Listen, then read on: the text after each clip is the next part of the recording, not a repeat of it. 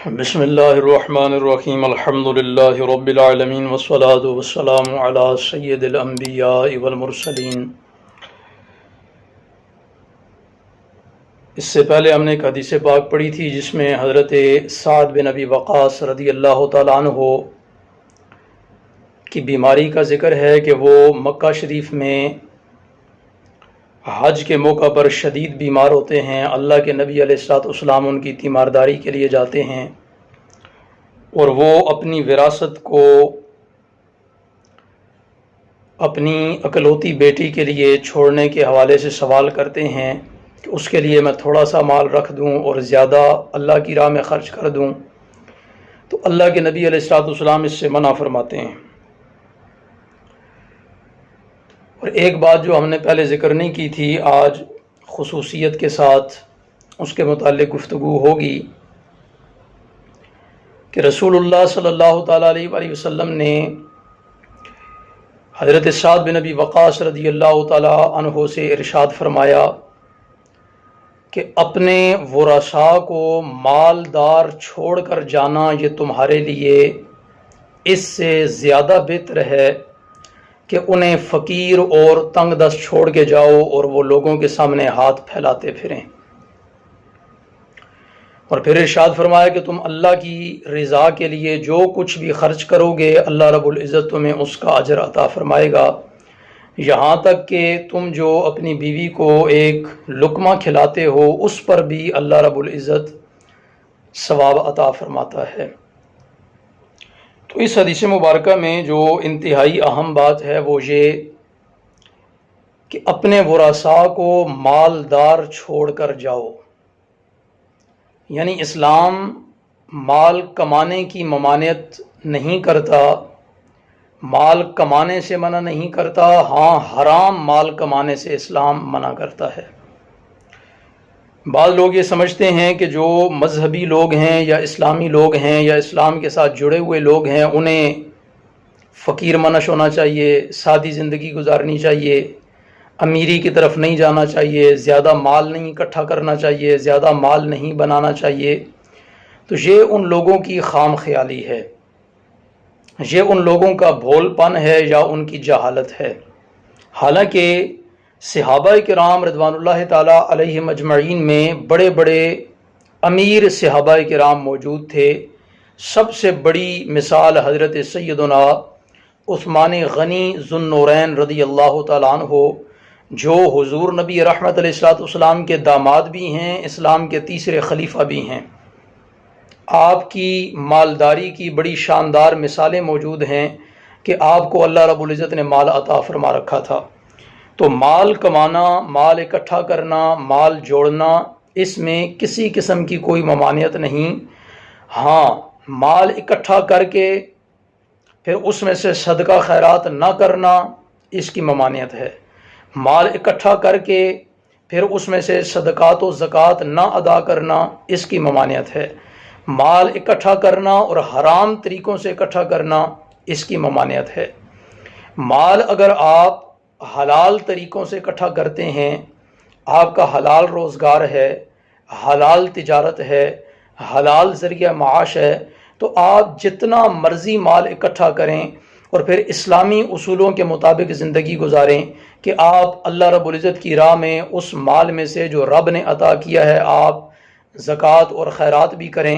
تو ضرور آپ ایسا کر سکتے ہیں۔ ایسا نہیں ہے کہ جو مذہبی لوگ ہیں ان پر لازم ہو جاتا ہے کہ اب وہ فقیرانہ زندگی گزاریں، نہیں، بلکہ اللہ کے نبی علیہ الصلوۃ والسلام اس بات کا حکم ارشاد فرما رہے ہیں کہ تم اپنے ورثاء کو مالدار چھوڑ کر کے مرو، یعنی جب تمہارا وقت قریب ہو، تم زندگی گزار چکے ہو، تو تمہارے جو ورثاء ہوں، تمہارے پیچھے جو اولاد ہو، اس کے پاس آپ کا چھوڑا ہوا بہترین مال ہو۔ ایسا نہ ہو کہ وہ آپ سارا مال، اگر مال ہے بھی تو اللہ کی راہ میں خرچ کر کے چلے جاؤ، یا آپ نے ساری زندگی فقر و تنگ دستی میں جان بوجھ کر گزار دی اور محنت نہیں کی کہ اسلام میں سادگی ہے، تو جو پیچھے والے ہیں، جو آپ کی اولاد ہے، ان کا کیا قصور ہے؟ تو آپ محنت کریں، حلال طریقے اختیار کریں، حلال ذریعہ معاش اپنائیں، بہتر کاروبار کریں، بہترین تجارت کریں، اور تجارت میں پھر اللہ رب العزت نے نفع بھی بڑا رکھا ہے۔ اور قرآن مجید فرقان حمید کو اگر آپ الف لام میم سے لے کر کے والناس تک پڑھیں گے تو جہاں کہیں بھی رب العزت نے تجارت کا ذکر کیا ہے اس کو اللہ رب العزت نے اپنا فضل قرار دیا، یعنی تجارت تو اللہ کا فضل ہے، اور خود رسول اللہ صلی اللہ تعالیٰ علیہ وآلہ وسلم نے تجارت فرمائی، حضور نبی رحمت علیہ الصلوۃ والسلام کے صحابہ کرام نے تجارت فرمائی اور بڑے بڑے مالدار صحابہ کرام ہوئے۔ تو اللہ رب العزت ہمیں مال حلال طریقوں سے اکٹھا کرنے کی توفیق عطا فرمائے، اور جب مال جمع ہو جائے تو مال کی محبت سے اللہ رب العزت محفوظ فرمائے، دنیا کی محبت سے اللہ رب العزت محفوظ فرمائے، اور وہی مال جو اللہ رب العزت ہمیں عطا فرمائے پھر اس کو اللہ رب العزت کی راہ میں زیادہ سے زیادہ خرچ کرنے کی بھی اللہ ہمیں توفیق عطا فرمائے۔ اور جب آپ کے پاس مال ہو، آپ اللہ رب العزت کی راہ میں خرچ کریں تو یہ اللہ رب العزت کی راہ میں مال خرچ کرنا یہ بھی شکر ہے۔ اور جب آپ اس انداز میں یعنی صدقہ و خیرات کر کے رب العزت کی بارگاہ میں شکر ادا کرتے ہیں تو رب کائنات کا وعدہ ہے کہ لَإِن شَكَرْتُمْ لَأَزِيدَنَّكُمْ، کہ جب تم شکر ادا کرو گے تو میں تمہیں اور زیادہ عطا فرماؤں گا۔ تو جب اللہ رب العزت آپ کو مال عطا فرمائے تو آپ شکرانے کے طور پہ رب العزت کی بارگاہ میں اللہ کی راہ میں آپ زیادہ سے زیادہ شکرانے کے طور پہ خرچ کریں، اللہ رب العزت آپ کو اور زیادہ مال عطا فرمائے گا۔ تو اللہ رب العزت ہمیں سمجھنے کی توفیق عطا فرمائے۔ جو لوگ خواہ مخواہ اپنے آپ کو اس دنیا کے اندر اور اس زندگی کے اندر تنگ کیے رکھتے ہیں، اپنے آل و عیال کو بھی تنگ کیے رکھتے ہیں، اور وہ سمجھ نہیں پاتے، اور اسلام میں جو سادگی کا درس ہے اس کے معنی کچھ اور ہیں کہ آپ کے پاس سب کچھ ہے، اب آپ سادگی اپنائے ہوئے ہیں، اور جب آپ کے پاس ہے ہی کچھ نہیں، بھوکوں سے آپ مر رہے ہیں تو اس وقت سادگی نہیں، بلکہ اس وقت آپ کچھ کریں اور اپنے لیے بھی، اپنے پیٹ کے لیے بھی کچھ کمائیں اور اپنے بچوں کے پیٹ کے لیے بھی کچھ کریں، اور پھر اتنا کچھ کریں کہ جب آپ مریں، آپ کا آخری وقت ہو تو آپ کے جو ورثاء ہیں، آپ کے جو آل و عیال ہیں، آپ کے جو اولاد ہے وہ مالدار ہونی چاہیے، آپ کے ورثاء مالدار ہونے چاہیے۔ ایسا نہیں کہ آپ مر جائیں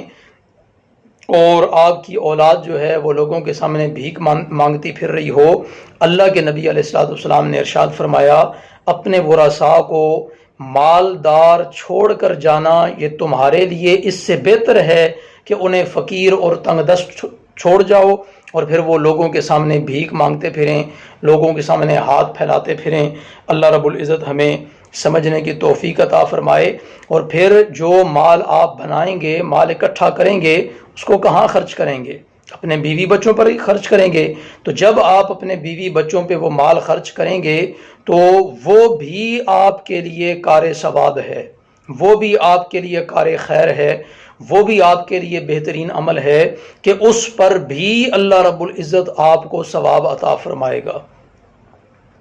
اللہ رب العزت ہمیں سمجھ کے حلال طریقوں سے مال کمانے کی توفیق عطا فرمائے، تمام تر حرام طریقوں سے اللہ رب العزت ہمیں محفوظ فرمائے، بچنے کی توفیق عطا فرمائے۔ وآخر دعوانا ان الحمد للہ رب العالمین۔